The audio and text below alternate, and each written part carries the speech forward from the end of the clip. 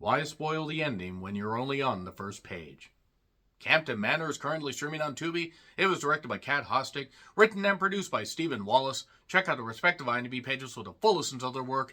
And it stars Sean Roberts as Teddy, a novelist that is trying to solve a decades-old mystery along with a man named Jack, played by Jason London. And they go to this mansion where the deed was done and these horrible acts took place. And then they must solve this mystery before their lives are completely history. Campton Manor Tales, woohoo!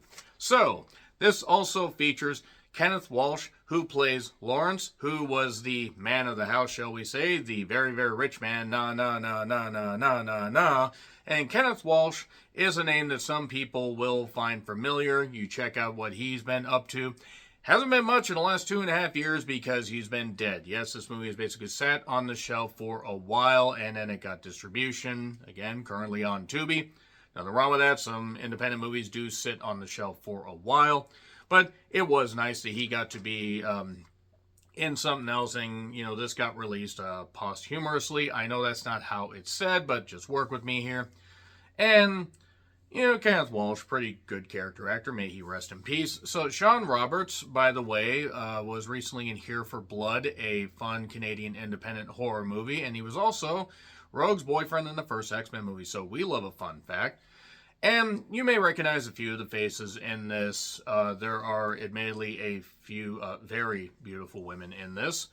And we just get, it basically centralized in this house where, Teddy has to figure out what's reality, what's, fake, what's real, what's Memorex, and there we are. That's about it.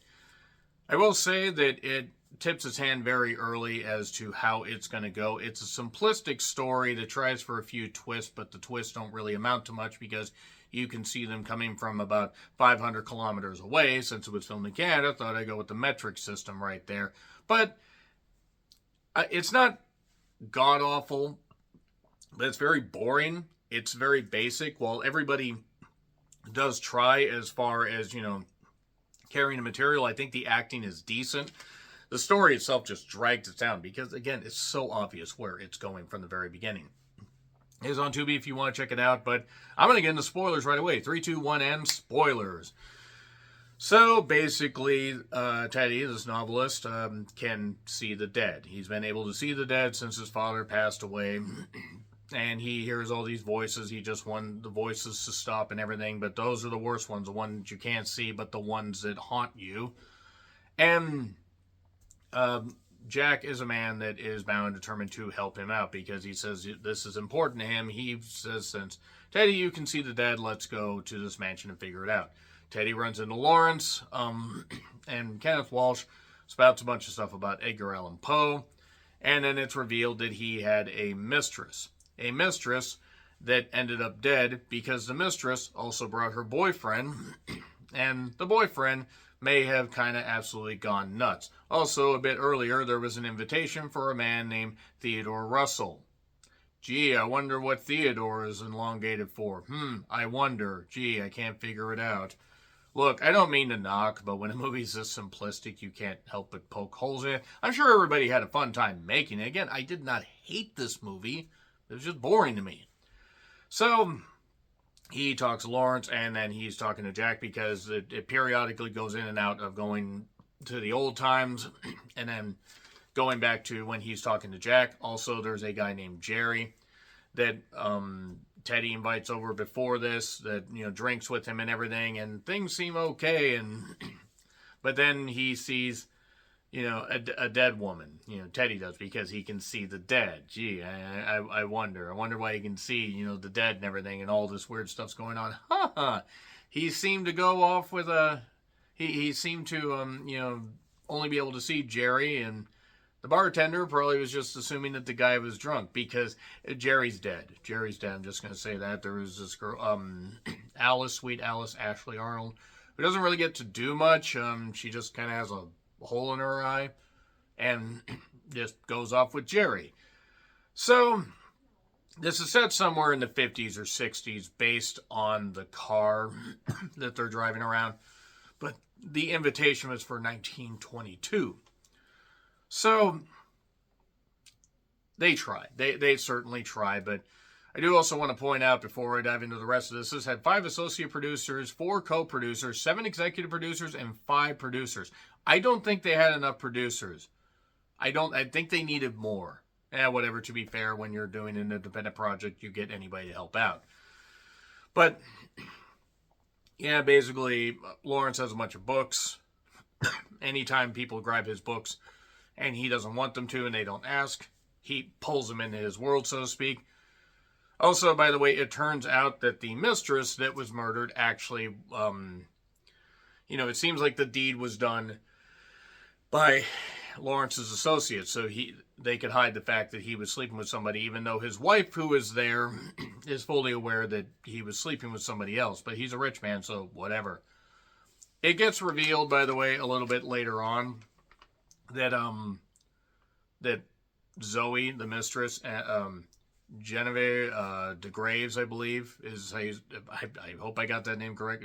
Beautiful eyes, by the way. She ends up, basically revealing herself to be like, this specter that ended up killing a bunch of people in the goddamn house. And now these ghosts are haunting this whole damn thing.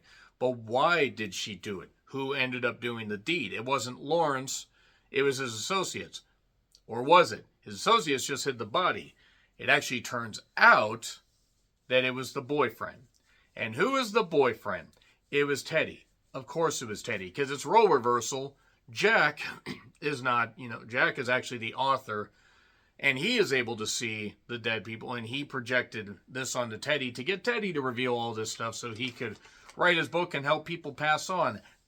I guess. I will say that Sean Roberts does the best he can here, and I think everybody in the cast does fine, but again, there's not enough material there. So Zoe ends up kind of going on a bit of a murderous rampage, which I think was the only time that the movie really had any kind of spark. And the book that Teddy kept picking up was written by Theodore Russell. It's his book because all this time he's been compartmentalizing and going through this stuff. So, yeah, it also turned out Jerry ended up coming back because he's a ghost that can leave, but he's always attached to Teddy, but he can leave the property and he can do, I guess other ghosts can leave the property because why not? But he ends up hitting Jack in the head, but Jack's okay because Jack was shown in the beginning waking up all confused, and then it turns out that Teddy ended up beating Zoe in the head with a rock, but then she dragged him away, and then that was it. And then, Jack's writing his book, Campton Manor. Yeah, that's your lot right there. There's not a lot to this. It gets an F because it's not very. It's just bland, really. It's bland and boring. But I mean, the cast did the best they could acting wise. It just wasn't a very interesting story. That being said, let me know in the comments what you thought. Like, share, subscribe, Twitter handle, and letterbox handle in the description. I'm also on Blue Sky, by the way, if you want to check it out, because I'm probably going to be using Blue Sky a lot more often because of certain recent events. Anyway, I'm John Rickland. I'll see you soon.